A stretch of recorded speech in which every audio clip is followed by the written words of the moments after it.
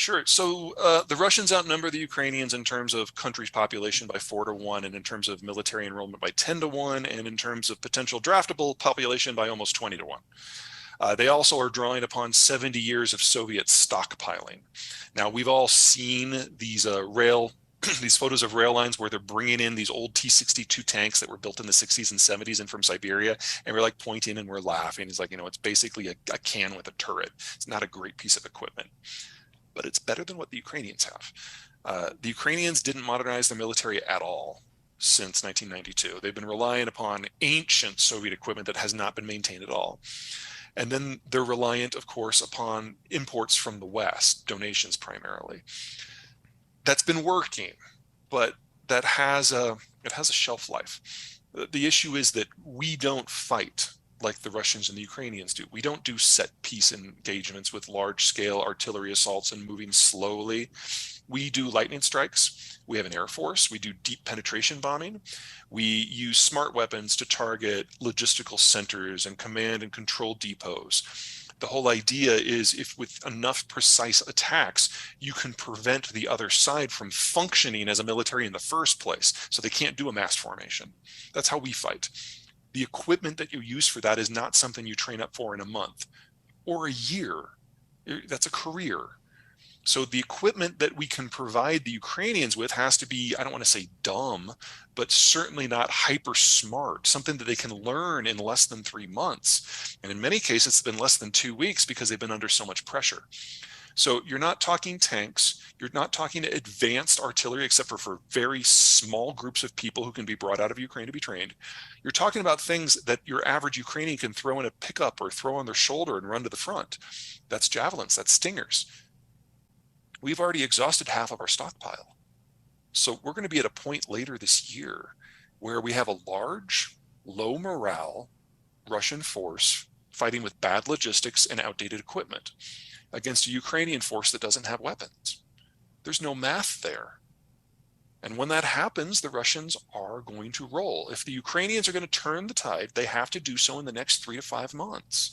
There's certain things that they can hit that would break the Russian lines, but they're not easy to get to, especially with the equipment that the Ukrainians are able to use. So I don't want to say this is over, but the midterm forecast here is not a good one. The Russians have always intended to not stop until they have all of Ukraine, but not stop when they have all of Ukraine. The Russian goal here is to plug a series of geographic access points that allow penetration from outside of the Russian space into it. So the Polish plain, for example, the Bessarabian Gap down in Romania is another one. And unfortunately, Ukraine is between Russia and those gaps. So when if the Russians feel that they have subjugated Ukraine enough, they will then expand the war into additional countries. 9 countries that the Russians are eyeing, 5 of them are in NATO. So the American plan here is to give the Ukrainians everything they can possibly use in order to prevent a direct American-Russian fight. One of the lessons we took from the Ukrainian war in its first week was that the Russians are not capable of complex operations, which is what we do best. So we know if we have a direct fight, the Russians are going to get obliterated. But the Russians see this as a fight for their existential survival, and they're right. So if we do have that fight, there is very little to dissuade them from using nukes, because from their point of view, they have nothing to lose. Oh, Russia economically is done in the manner that we think of modern economies. Now, this was probably happening anyway. The Russians were completely dependent upon Western tech to make their extractive sectors work. We're already starting to see the impact of some of that in their oil fields, especially in the eastern part of the country. And the Russian demography is among the worst in the world. So the Russian ethnicity was absolutely going to die out at some point over this next 80 years in the century. But if they cannot secure Estonia, Latvia, Lithuania, Poland, Romania, then they've failed. And they have already locked in the price for launching the war. If they launch the war and fail, that really is the worst case scenario for them. And I find it unlikely they'd be able to capture as much as they feel they need to. So we are now in the witching hour of the Russian ethnicity. It will probably vanish. Russia will probably vanish over the course of the next 20 to 25 years. Now, if the Russians do manage to plug those gaps and get all the way to Warsaw and so on, that buys them a lot more time. But it doesn't end the It doesn't change the end destination here. Okay, so we knew as of 2 years ago that China was already the fastest aging workforce in human history. Since then, more data has come out, and it now suggests that by 2050, there'll be fewer than 650 million Chinese. So we're looking at an excess of a 50% drop in their population in 30 years, assuming nothing else goes wrong. So many other things are going wrong. We're going to lose Russian crude from the market, whether it's because of sanctions or boycotts or degradation in the field because they can't get the tech in that they need. That hits China more than anyone else. We're seeing disruptions in agricultural markets, and the Chinese are the world's largest importer of either foodstuffs or the stuff you need to grow foodstuffs. So we're looking at a catastrophic reduction in their ability to maintain their standard of living before you get into the manufactured side of the equation. Already, there is not a manufacturing product that can be made in China at a lower cost than can be made in North America. Their labor is already aged out. The only reason we think of China as a manufacturing power today is because of the sunk cost of the industrial plant. You have to rebuild that. That doesn't happen overnight. That's not free. We're working on it. But there's no way that China emerges from this decade as a consolidated power. They won't have the people, they won't have the economy, they won't have the energy to keep the lights on. Most Chinese governments, going back for the long 3,500 years of Chinese history, have collapsed because of internal issues. Because you've got a strongly centralized system that tries to suppress everything, and that means you get bureaucratic sclerosis, which ultimately consumes the country from within. Or you get regional power mongers who basically take matters into their own hands and basically secede from the state, and it turns into a war zone among all these little principalities. We are at the extreme of the first at the moment.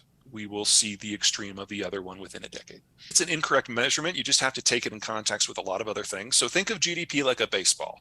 If you throw it up, it goes faster and faster, and then slower and slower and slower and slower and slower. And at the peak, just before it falls, it's the highest it's ever been.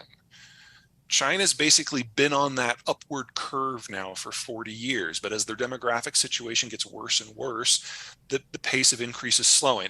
And I'm assuming here that Chinese data is a little fabricated anyway. That's just how things are. It's entirely possible that they're past the peak already. I don't know.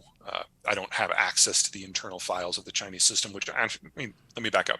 They don't collect what we would consider a real GDP number. So it's not like we could penetrate their information networks and get that number and find out what the truth is. No, they just don't do it. So their numbers are estimates that come from regional leaders who are trying to succour favor with the central government. And so everything is always inflated. And we've seen that now, that untruth unwind with the demographic data. That's how we know where they're missing 100 million people.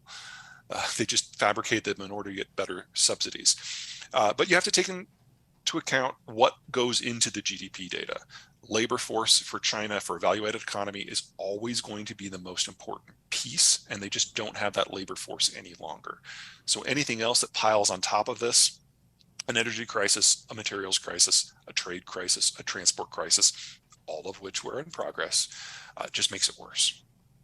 Well, let's split this into two categories. First of all, most of the countries that we consider competitors, China, Russia, Iran, they are so dependent on globalization. Really, the question should be how are we preparing for their weakness rather than their strength? One of the mistakes that we made in the early post-Cold War years when the Russians fell down is we were neither supportive enough of the Russians to help them become something better and different, nor were we willing to put a bullet into Russia's head to make sure that they were never a threat again. We just kind of muddled through and ignored it. If we do that again, we will, a generation from now, face similar complications in the East Asian and the Middle Eastern and then the Far Eastern theaters. So a little forethought for that I would always support. Second, internally, labor.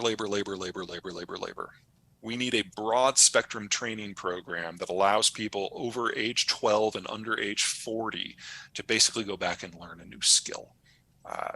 There was some talk early on in the post-COVID recovery of rebuilding the Conservation Corps, which is a program that we had back in the 1930s, which did just that. I think some sort of reinvention of that would be a great idea.